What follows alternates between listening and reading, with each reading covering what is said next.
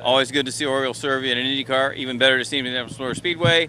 The 2018 Aero Package, look, he's crowded here. The 2018 Aero Package debut, give it a mark, brother.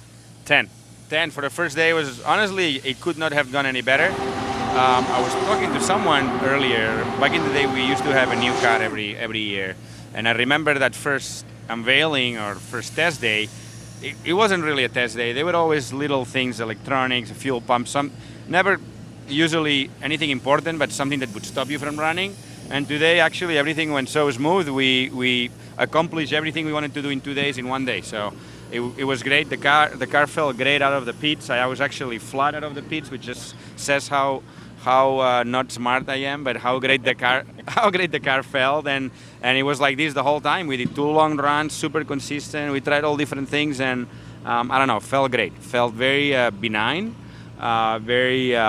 Shouldn't say easy to drive because it's not. You know, it's very similar to last year's car, but I think between the weight distribution and the way the car creates the downforce, it just feels right. It just feels like it should.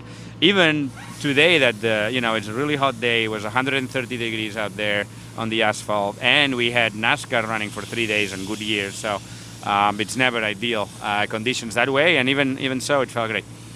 So Oriol, you did about 100 laps, had yet at best unofficial of about 2:19.0. Obviously, fans are wanting to know what's it like, what's different. We can see how different the car looks, but from inside, is there anything that makes you feel like this is a different beast, or does it feel similar to what you drove in May? I would say it feels very similar. Like they find a way to get the same kind of like downforce numbers and balance, but it just feels a little more benign. I think it's the weight distribution probably mostly that it's back to the numbers where these cars were for a long time. Moved forward. Yeah, a little more forward, and it just ran great. I like it. I honestly cannot wait to see how is it running in traffic, because that's the big deal. But again, if anything, this car should produce more downforce from the bottom of the car, which you get less turbulence and better racing. So I can't wait.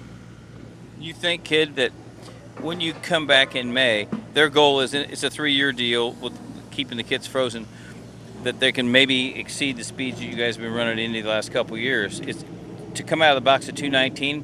It's kind of encouraging. Yeah, but honestly, that it's just a Number. Like today, we could have been doing 2:25, 2:15, or 2:30. Like honestly, they have such a good way of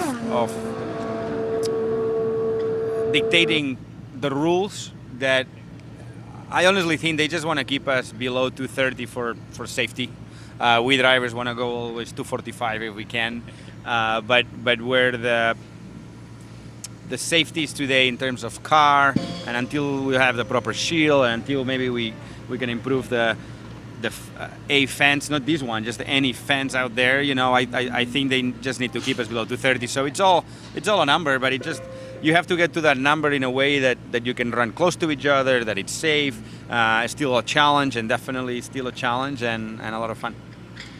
So Oriol, the goal here was not for IndyCar to do 1,000,000 miles, wear these cars out, try and break track records. It was really just meant to be a learning day with the new bodywork. What kind of things did you work through setup-wise just to feel the range of what this new bodywork could do?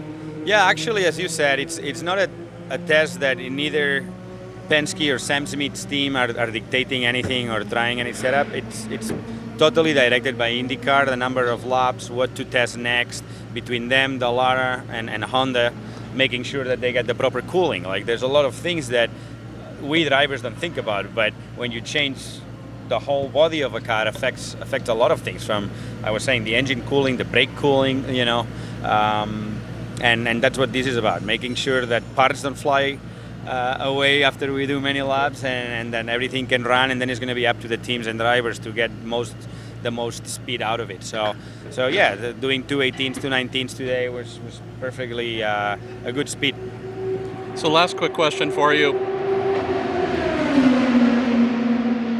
So a week from today, you're going to be in Mid-Ohio testing the same car with the road course package. If this super speedway thing looks sexy, I'm really liking it with the road course wings on. Tell me thoughts about that and getting ready for that test. Yeah, me too. I do like the speedway look, but I saw yesterday the road course look, and I think it looks even better. I think you're totally right. And I cannot wait. I haven't driven in Mid-Ohio actually in 2 or 3 years, so it's always a challenge, a lot of fun, especially running right after the race. It's going to be a good way to compare the cars, see how we run. I cannot wait.